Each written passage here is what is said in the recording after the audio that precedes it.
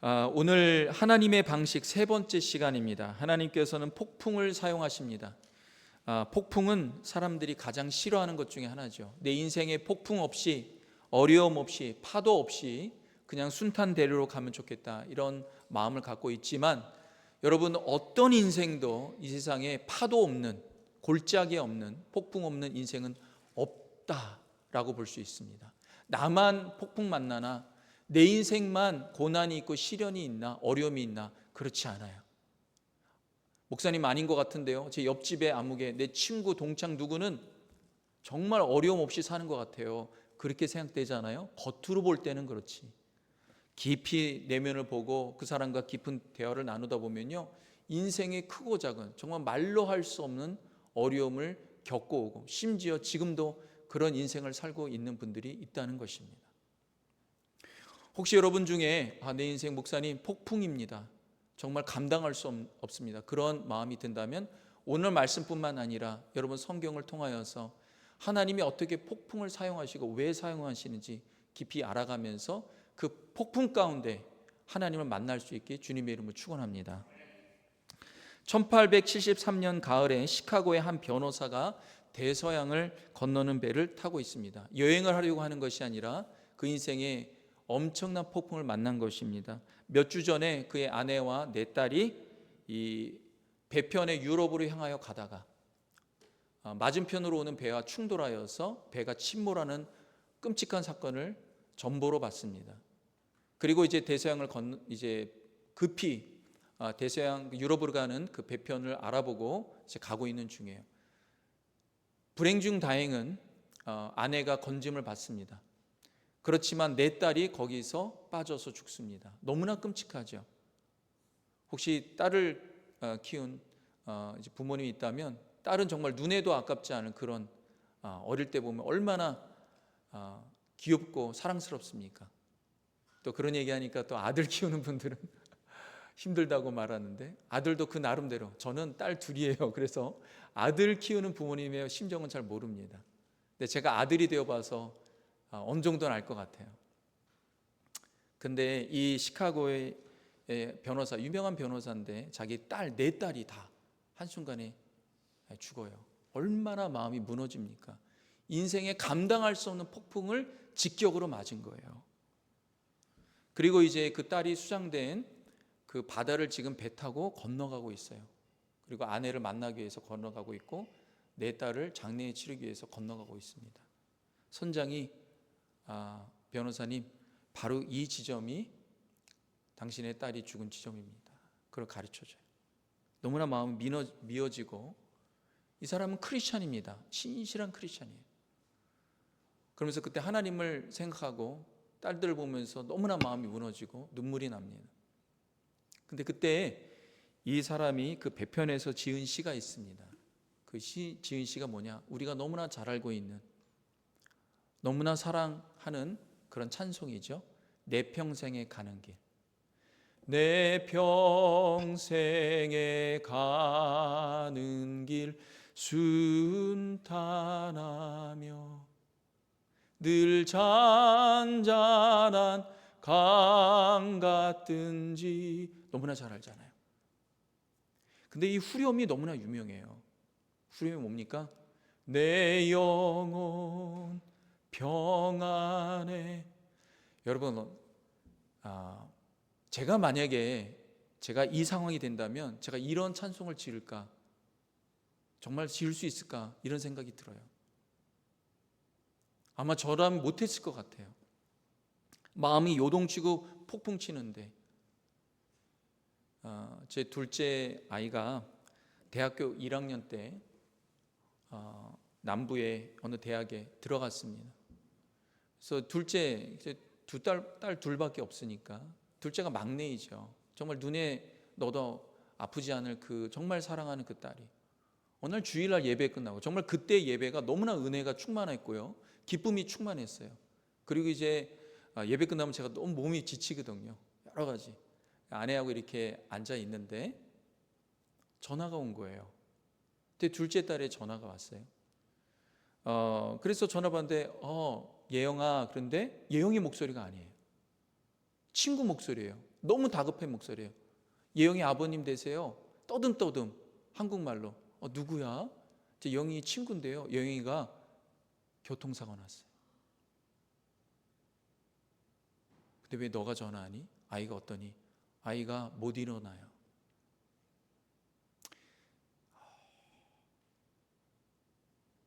그때만 생각을 하면은 제 온 인생이 무너진 것 같아요. 아마 여러분 중에도 그런 분이 있을 거예요. 아내하고 말을 못했어요. 그냥 가만히 멍하니 있었어요. 하루 종일 멍하니. 하루 종일. 잠도 못 잤어요. 내 예영이 좀 바꿔주라. 예영이 말하지 못해요. 가만히 있어요. 그래. 그리고 이제 그 다음날 아내하고 일찍 비행기 타고 갔습니다. 마음이 무너지더라고요. 어떤 얘기도 할 수가 없어요. 근데 이거하고는 비교도 안 되죠. 지금 아이가 너무나 건강하게 잘 자라고 있어요. 너무나 건강하게 잘 크고 있습니다. 너무나 하나님께 감사하죠. 근데 아이가 4명이 다 죽었다. 저는 상상을 할 수 없어요. 여러분, 그런데 어떻게 이 사람이 이름이 스패포드예요. 내 영혼 평안해. 이렇게 깊은 상실 가운데 폭풍을 직격으로 맞았는데 내 영혼이 평안해. 저는 그때만 생각해도 지금이요 다 지나간 이야기예요. 그리고 지금 둘째 아이는 너무나 건강하게 잘 자라고 있어요. 근데 아이가 그때는요 일어나지 못했어요. 척추에 문제가 있어갖고. 근데 하나님이 다 고쳐주셨어요. 너무나 감사해요.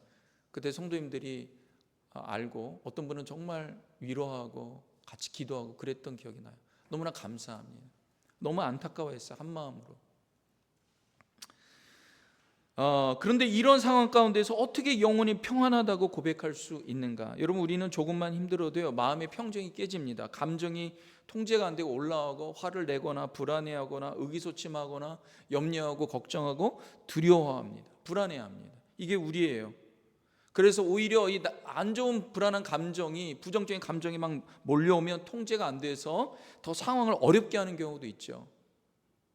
제 아내가 그때 저도 생각나는데 너무나 막 이게 정신이 나간 사람처럼 너무나 힘들어 하더라고요.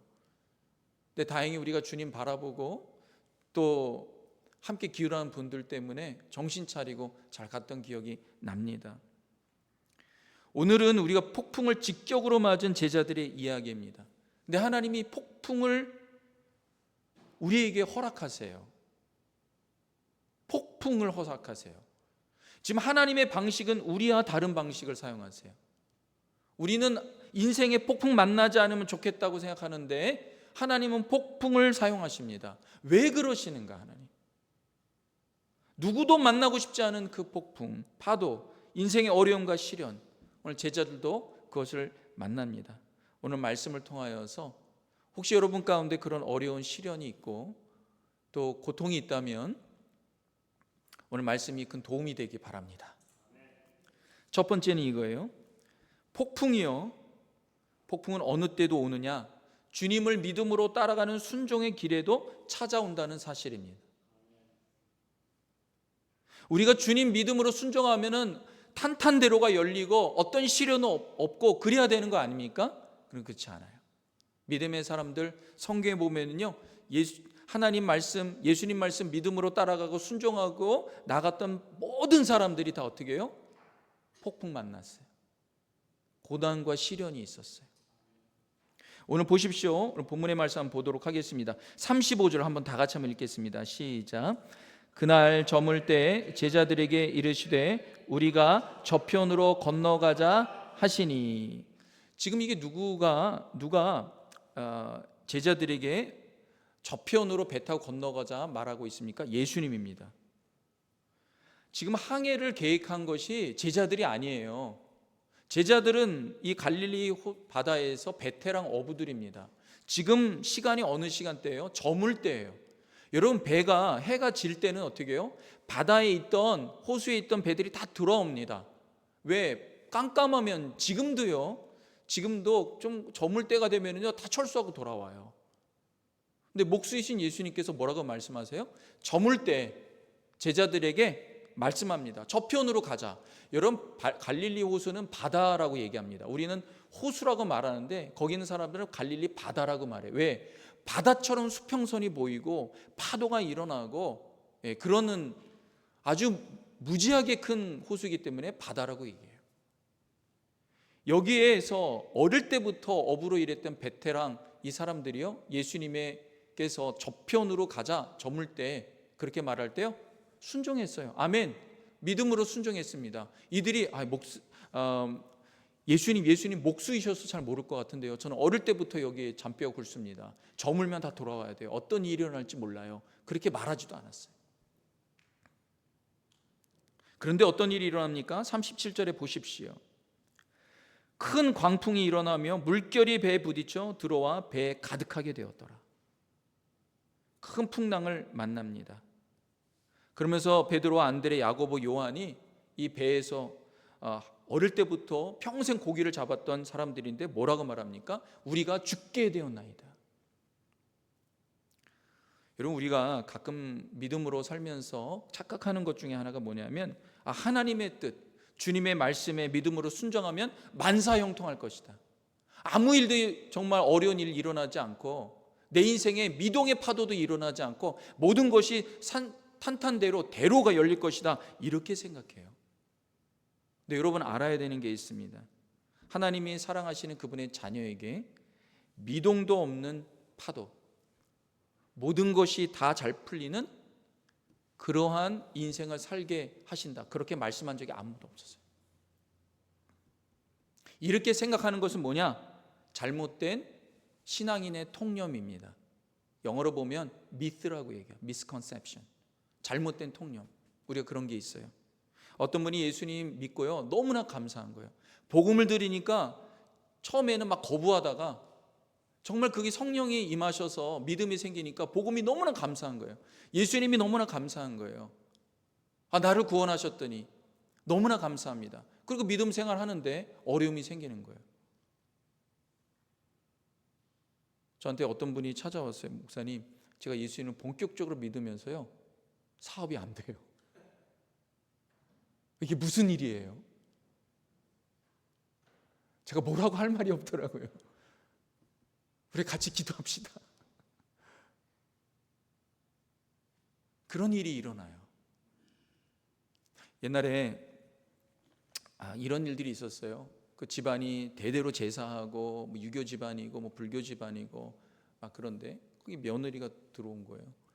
며느리가 들어와서 크리스찬인 거예요. 처음에는 이제 이 집안이 너무나도 아주 골수 유교 집안이니까 예수님 믿는다고 교회 나간다고 할 수 없는 거예요. 그러나 마음에 예수님이 계시는데 이걸 도저히 거부할 수가 없는 거예요. 그래서 이제 교회 나갔는데 그 다음부터 이 집안에 이상한 일들이 일어나는 거예요. 이 예수쟁이가 들어와 갖고 우리 집안이 우환이 겹쳤다고 이런 얘기를 하는 거예요. 얼마나 핍박이 심하고 그런지 몰라요. 그런 일들이 기독교 역사에 많아요. 그러면 기도하죠. 하나님, 정말 내가 예수 믿으면 더 집안이 잘 돼야 되는 거 아닙니까? 그렇게 생각할 수 있잖아요.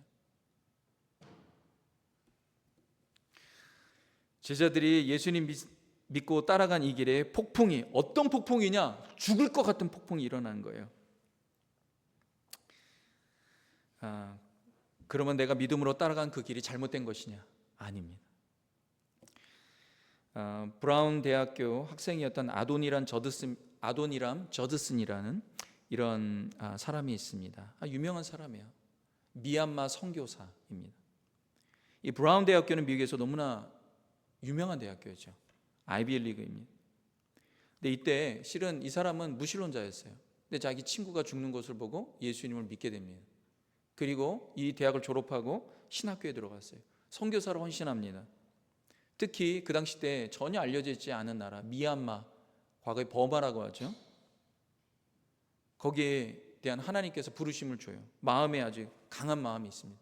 그래서 신학교 다니면서 미얀마 언어를 공부하고 문법을 공부하고 그리고 미얀마어로 성경을 번역합니다. 그리고 이제 미얀마에 갑니다.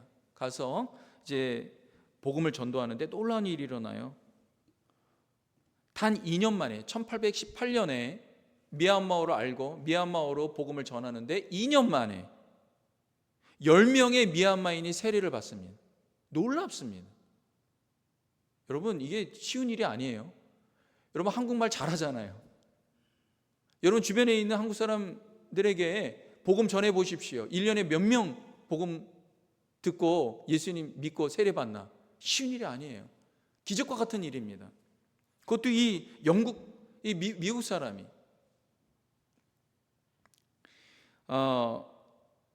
그런데 너무나 순탄해 보였던 이 선교에 갑자기 어려움이 생깁니다. 이 아돈이란 저드슨이 미얀마인이 아니란 이유로 1년 6개월 동안 감옥에 갇힙니다.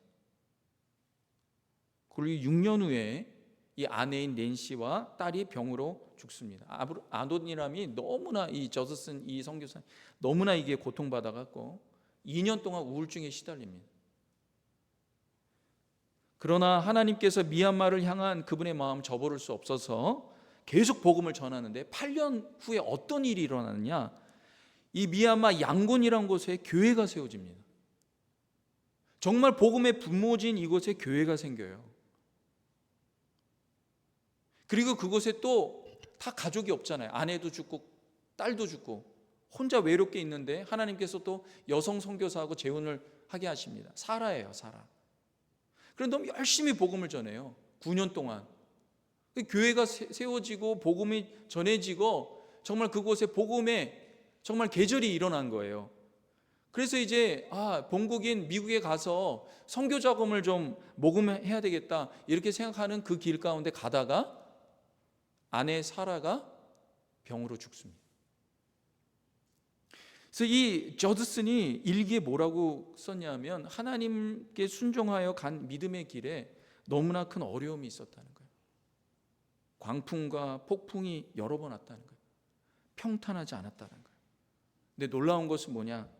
이 사람을 통하여서 복음의 불모지였던 미얀마의 복음의 역사의 꽃이 피기 시작합니다. 어제가 8월 15일 광복절입니다. 일제 강점기에서 해방된 지 81년이 되는 그런 해예요. 여러분, 나라의 독립을 위해서 헌신한 독립운동가들, 여러분 독립을 위해서 이 사람들이 모든 걸 바쳤어요. 재산도 바치고 생명도 바치고 심지어 자기 가정, 후손들도 다 바쳤어요. 그의 삶이 본인만 힘든 것이 아니라 후손들도 힘들었어요. 그렇게 힘들게 살았습니다. 여러분, 근데 상당수가 어떤 사람들인지 아십니까? 기독교인들이에요. 그리스도인들이에요. 3.1 운동에 참여했던 33인의 대표 중에 16명이, 그러니까 50%가 그리스도인이에요. 여러분, 당시에 기독교 인구가 전체 조선의 몇 퍼센트인 줄 아십니까? 1.3%예요. 그러니까 독립운동에 참여했던 50%가 기독교인이라는 것은 엄청난 수가 참여한 거예요. 이들이 어떻게 그런 일을 할 수가 있습니까? 복음이 뭐예요? 예수님이 십자가에 우리를 위해서 죽으셨는데 부활하신 거예요. 나라의 모든 주권을 다 일본에게 빼앗기고 나라가 죽은 것과 같아요. 그 당시 때 얼마나 많은 사람들이, 남자들은요 다 하루 종일 하는 일이 뭐예요? 술 먹는 거예요. 희망이 없으니까, 소망이 없으니까 젊을 때부터 술 먹는 거예요. 저희 고조부, 중조부 할아버지들이 다 20살 중반에 비명 행사하셨다고 그래요. 술 먹다가 겨울에 얼어 다 돌아가셨다는 거예요. 제 아버지에게 그 말씀 들었어요. 그래서 할아버지 어머니가 너는 그렇게 하면 안 된다. 술 절대로 먹으면 안 된다. 그래서 제 할아버지가 그날 누군가의 초청에 의해서 강연을 들어갔는데 그때 외국 선교사님이 전하는 복음 듣고 예수님을 받고, 그 다음부터 평생에 술을 대지 않았다. 그때 다 그랬어요. 근데 이들이 어떻게 독립운동을 할 수 있었는가? 나라가 죽었지만 하나님께서 우리를 도우시면 부활할 수 있다. 그 소망을 갖고 모든 걸 헌신한 거예요. 이분들의 희생과 헌신과 기도에 우리나라는 빚을 졌습니다. 지금 한국은 어떻습니까? 엄청난 축복을 받고 있어요. 심지어 어떤 분야는 일본을 앞서가고 있습니다. 하나님께서 역사하신 거예요. 우리가 주님 믿고 순종하며 따라가는 길에 어려움이 있다는 것은요, 그 길이 옳다는 것입니다. 두 번째는 이것입니다. 폭풍 가운데에서 주님은 우리와 함께 계신다는 사실입니다. 38절에 있는 말씀 다 같이 한번 읽도록 하겠습니다. 시작. 예수께서 고물에서 베개를 베고 주무시더니 제자들이 깨우며 이르되 선생님이여 우리가 죽게 된 것을 돌보지 아니하시나이까 하니. 예수님이 하루 종일 무리를 가르치시고 또 병자 고치시고 귀신을 내어 쫓으시고 몹시 몸이 지쳐 있는 상태였습니다. 그래서 배 뒷부분에 있는 고물에서 그냥 베개를 베고 그냥 주무시는 거예요. 굉장히 디테일합니다. 왜요? 베드로가 예수님이 주무시는 것을 직접 목격했기 때문에 그래요. 주무시는 예수님에게 제자들이 뭐라고 합니까? 소리칩니다. 이 원어로 보면은요, 단순하게 말한 게 아니에요. 항의하듯이 예수님 지금 뭐 하고 계시는 거예요? 지금 상황이 뭔데 이렇게 주무시고 계십니까? 그러면서 제자들이 뭐라고 그럽니까? 선생님이요. 소리가 굉장히 높습니다. 레벨이 높아요. 우리가 죽게 된 것을 돌보지 아니하시나이까. 이렇게 제자들이 예수님에게 막 흔들어서 예수님 우리가 죽게 되었습니다. 우리가 죽게 되는데 지금 예수님 뭐 하고 계시는 거예요? 지금 이렇게 따지고 외칩니다. 저는 이거 보면서 이런 생각이 들어요. 우리가 기도할 때 혹시 여러분 중에 정말 죽고 싶다, 정말 내 인생 이렇게 어려운데 도저히 해결점이 없다, 풀 수가 없다, 여러분 그렇게 느끼신 적이 있습니까? 나는 지금 이렇게 죽게 생겼는데 하나님은 가만히 계시는 것 같아요. 심지어 주무시고 계시는 것 같아요. 그러니까 막 속에서 열불이 나는 거예요. 여러분, 근데 우리가 알아야 되는 것이 뭐냐 하면요, 이거예요. 우리의 인생의 배에 함께 계시는 분이 어떤 분이냐? 창조주 하나님이라는 사실입니다. 지금 예수님이 따로 계시는 게 아니에요. 그 배에 그냥 조금만 파도가 나도 물이 막 가득 차는 그런 배, 그것이 우리 인생 배 아닙니까? 조금만 어려워도 정말 침몰할 것 같은 인생, 그런 배에 누가 계신다고요? 예수님이 계세요. 근데 그 예수님이 누구십니까? 창조주 하나님이에요. 때로 우리가 예수님을 생각할 때 내 안에, 여러분 안에 예수님 계십니까? 아멘이 없어요. 여러분 인생의 중심에 예수님이 계십니까? 얼마나 중요한지 몰라요. 근데 그 예수님이 때로는요, 조금 능력 있으신 예수님으로 생각할 때가 있어요. 근데 그런 분이 아니에요. 우리 인생의 중심에 내 인생을 붙잡고 계시고 길을 갖고 계시는 그 예수님이 창조주 하나님이십니다. 여러분이 믿음으로 순종하여 갔다면 여러분 혼자 가지 않는다는 사실, 예수님이 가장 가까이에, 예수님이 여러분 인생의 중심에 함께 계십니다. 저는 죽게 된 것을 돌보지 아니하십니까? 저는 이것을 묵상하면서 이런 생각이 들었어요. 한국이 OECD 국가 중에서 자살률이 가장 높습니다. 2024년에 자살로 죽은 사람이 14,872명이에요. 점점 그 숫자가 올라가고 있어요. 하루에 41명씩 죽고 있어요. 지금 이 순간에도 누군가는 죽어가고 있어요. 저는 이거 보면서 우리가 죽게 된 것을 돌보지 아니하시나이까. 근데 남성과 여성의 비율을 보면은요, 누가 많을 것 같아요? 남자와 여자 중에 누가 더 많이 자기 생을 끊을 것 같아요? 누굴 것 같아요? 여자일 것 같지요? 약하니까 남자예요. 남자가 2.5배가 많아요. 엄청나게 많은 숫자예요. 남성들이 왜 죽고 심정이 더 많은가? 저는 왜 한국에 그렇게 술이 많이 팔리는가 어느 정도 알 것 같아요. 죽고 싶은 심정이 드니까 살고 싶어서 술로 때우는 거예요. 근데 여러분, 술이 해결하지 못합니다. 더 큰 문제를 만들어요. 저는 복음이 너무나 중요하다는 생각이 듭니다. 복음이 어때요? 주님, 내가 죽게 된 거 왜 돌보지 않습니까? 하나님, 내가 지금 죽게 생겼는데 내 사업이 망하고 내 가정이 깨지고 나 정말 인생 열심히 살았는데 이렇게밖에 안 되는데 나 지금 죽고 싶어요. 여러분, 이렇게 될 때 하나님이 그 소리를 안 들으실 것 같아요? 아니에요. 가장 옆에 계세요. 사도 바울은 로마 교회에게 이렇게 고백합니다. 나는 확신한다는 거예요. 믿는다는 거예요. 어떤 믿음이냐? 여러분, 이런 믿음이 우리에게 필요해요. 로마서 8장 38절 39절의 고백입니다. 우리 다 같이 한번 읽겠습니다. 시작. 내가 확신하노니 사망이나 생명이나 천사들이나 권세자들이나 현재일이나 장래일이나 능력이나 39절 높음이나 깊음이나 다른 어떤 피조물이라도 우리를 우리 주 그리스도 예수 안에 있는 하나님의 사랑에서 끊을 수 없으리라. 아멘. 어떤 것도 사망이나 생명이나 천사들이나 권세일이나 현재일이나 장래일이나, 여러분, 현재의 괴로움이 있잖아요. 또 하나 두려움이 뭐예요? 장래에 나 끝날 것 같은, 내 인생 완전히 망할 것 같은 그런 두려움과 염려와 불안 가운데 살잖아요.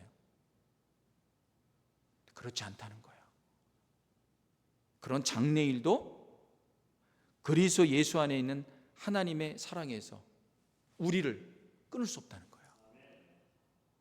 이게 우리가 믿고 있는 복음입니다. 예수님께서 우리에게 몸소 주신 그분의 복음이에요.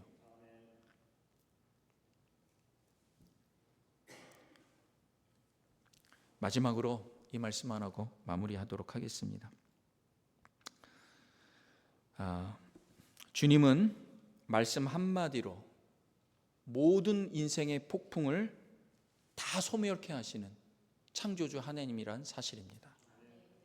39절에 있는 말씀 한번 다 같이 읽겠습니다. 시작.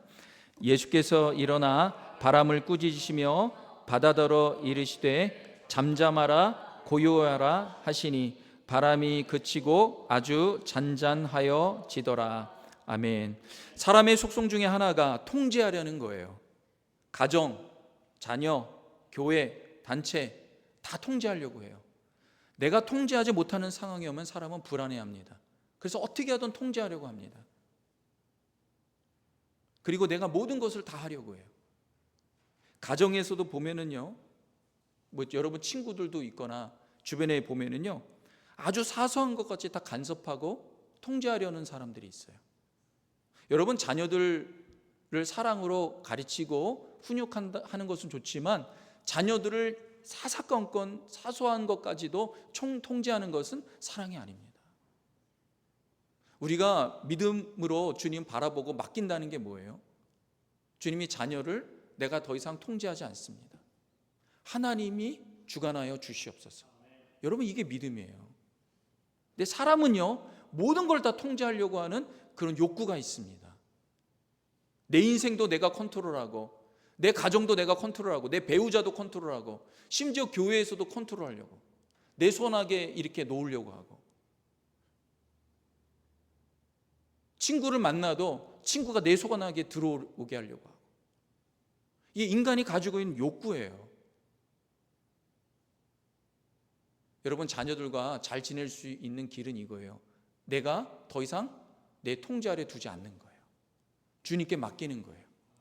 여러분, 주님께 맡기면 어떻게 됩니까? 우리는 자녀를 위해서 기도할 수밖에 없어요. 주님이 주관하여 주세요. 그게 믿음이죠. 그게 믿음. 근데 사람은요, 자꾸만 뭐예요? 내가 통제하려고. 배우자도 내가 통제해. 이렇게 저렇게.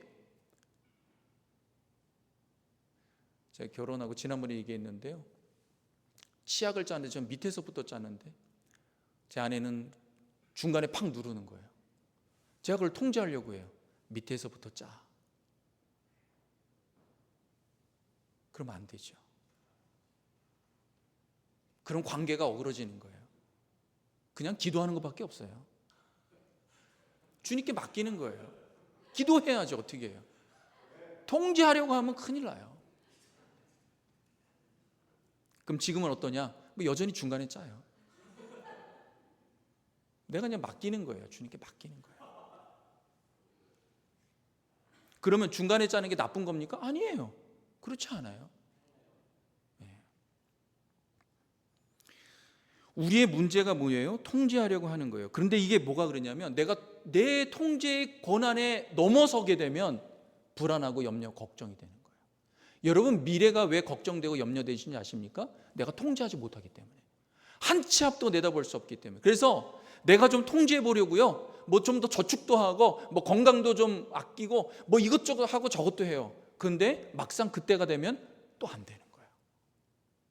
사람이 그렇게 두려워해요. 왜 그럴까요? 주님께 맡기지 못하기 때문에. 믿음은 무엇입니까? 예수님이 내 인생을 주관하시도록 맡기는 거예요. 그게 믿음이죠.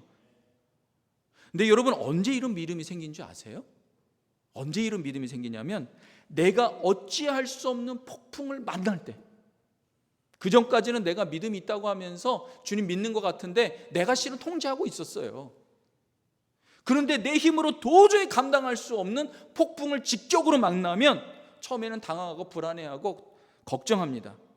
근데 좀 지나면요, 내가 이게 안 돼요. 도저히 안 돼요. 그러면 어떻게 합니까? 그때 비로소 예수님을 찾습니다. 예수님이 폭풍 좀 어떻게 좀 해주세요. 하나님이 우리에게 폭풍을 주신 이유는요, 우리 인생의 진정한 통치자이고 통제권자이신 분이 주님이라는 사실을 알게 하기 위해서예요. 내 인생의 참주인은 누구입니까? 여러분의 인생의 참주인은 누구입니까? 이것을 깨닫는 것이 믿음의 출발입니다. 깨어나신 예수님이 어떻게 폭풍을 잠잠케 하십니까? 예수님이 쿨쿨 주무신 이유가 무엇이에요? 한마디면 인생의 폭풍이 끝나기 때문에 그래요. 저는 여기에 놀라운 사실 한 가지가 있고 이 말씀만 하고 말씀을 마무리하려고 합니다. 여기서 예수님께서 바람을 꾸짖으셨다 했어요. 여기 주목해야 되는 것은 꾸짖으시다예요. 여기서 이 꾸짖으시다는 건 뭐냐면 예수님이 귀신을 꾸짖으실 때 쓰신 단어하고 똑같습니다. 이것은 무엇을 말합니까? 예수님이 단순히 거친 날씨를 진정시킨 것이 아니라는 거예요. 우리를 패닉에 빠뜨리고 우리를 두려움에 사로잡게 하는 것은 눈에 보이는 현상이 아니에요. 그 이면에 우리를 그렇게 흔드는 혼돈의 세력이 있다는 것입니다. 여러분, 가정에 자녀들이 속을 새기고 또 여러 가지 어려움이 있고 상황이 어려운 것은요, 눈에 보이는 현상만이 아니에요. 그 이면에 우리를 혼란하게 만드는, 하나님을 믿지 못하게 하는 어둠의 세력과 혼돈의 세력이 있다는 사실을 여러분 아셔야 됩니다.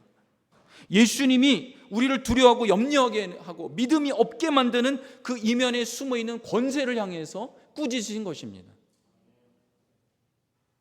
예수님은 피조세계만이 아니라 그 혼돈의 세력에 명령하시는 주관자이심을 여러분 아시기 바랍니다. 이때 제자들이요, 비로소 예수님이 어떤 분인지 알게 돼요. 뭐라고 얘기합니까? 그들이 심히 두려워하여 서로 말하되. 전에는 폭풍에 대한 두려움이 있었는데 이제는 폭풍은 아무것도 보이지 않는 거예요. 예수님만 보이는 거예요. 예수님이 갑자기 내가 정말 두려워해야 될 분, 내가 정말 경외해야 될 분이 이분이라는 것을 알게 된 거예요. 이 세상의 바람과 바다와 폭풍은 아무것도 아니구나. 뭐라고 고백합니까? 그들이 심히 두려워하여 서로 말하되 그가 누구이기에 바람과 바다도 순종하는가. 사랑하는 성도 여러분, 예수님은 만물의 통치자이시고 만유의 주이시고 이 모든 것을 주관하시는 창조주 하나님이십니다. 우리 하나님을 전적으로 신뢰하고 믿고 내어 맡기시기 바랍니다. 그럴 때 우리의 인생에 참된 평화와 평안의 역사가 일어날 줄로 믿습니다. 기도하겠습니다. 사랑의 주님, 감사합니다. 예수님이 우리의 주인이 되어 주셔서 감사합니다. 주님, 전적으로 믿고 주님과 함께 우리 인생의 항해를 끝까지 마칠 수 있는 우리 복된 성도님들 다 되도록 역사하여 주시옵소서. 예수님의 이름으로 기도합니다. 아멘. 우리 자리 다 같이 일어나